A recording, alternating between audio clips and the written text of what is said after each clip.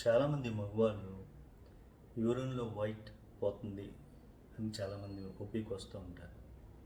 White in the sense అంటే వాళ్ళు తెల్లగా వెళ్ళే యూరిన్ని స్పర్మ్స్ పోతున్నాయి అని అనుకుంటారు. అంటే వీర్యం యూరిన్లో పోతుంది, అందుకని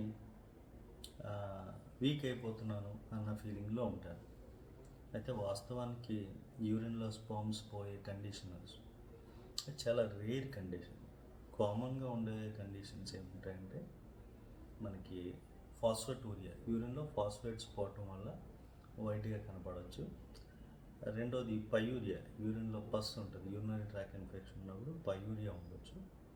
మూడోది కైలూరియా, అంటే యూరిన్లో కైలు పోతుంది, మనం తిన్న డైట్లో ఉన్న ఫ్యాట్ యూరిన్ ద్వారా పోయే అవకాశాలు ఉంటాయి.